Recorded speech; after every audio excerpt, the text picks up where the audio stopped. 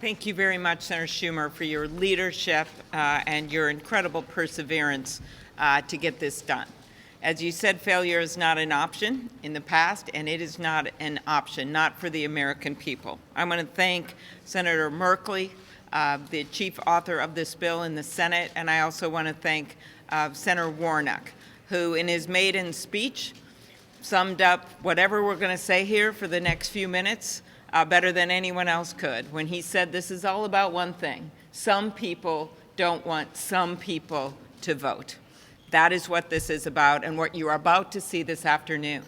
Our party is united behind getting voting rights legislation passed, and they are wanting to stop the debate.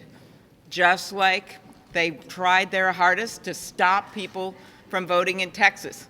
In the county of Harris County, over 5 million people, about the population of my state. One ballot drop box in the middle of that county. That was all that they thought they deserved. Or as they tried to take people water away with what they did in Georgia.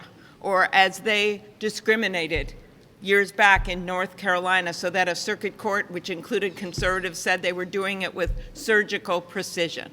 So this is not some kind of game. And as Senator Schumer so well said, it's never been easy. It wasn't easy for our founding fathers when they founded this nation.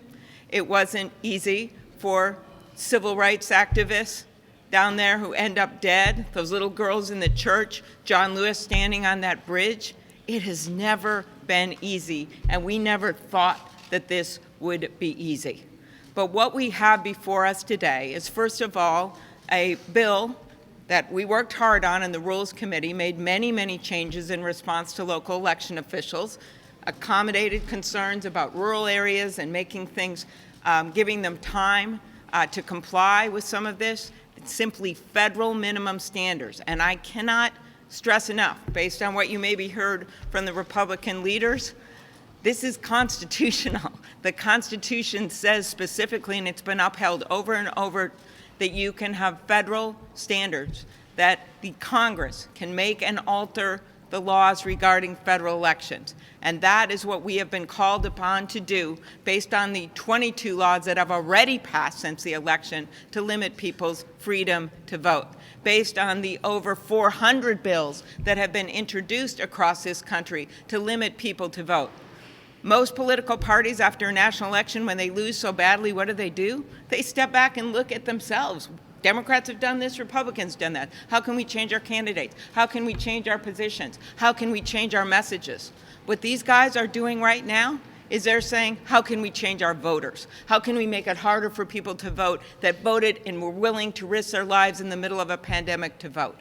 So that's why I am so proud of the work that we've done, that Senator Manchin has come forward in good faith, has put forth a proposal. We've been negotiating through the weekend. You'll see, I know, the proposals that he's put out, but they include things you've already heard about and additional things like same-day registration, something that we've been working on for years, that Senator Tester and I put a bill out on. Things like allowing people to be automatically registered, which he put forward a week ago, when they apply for a driver's license. Those are big deal things, and so I'm excited of what we're going to accomplish together. We know that this is not an easy road, but this is not the end. This is the beginning.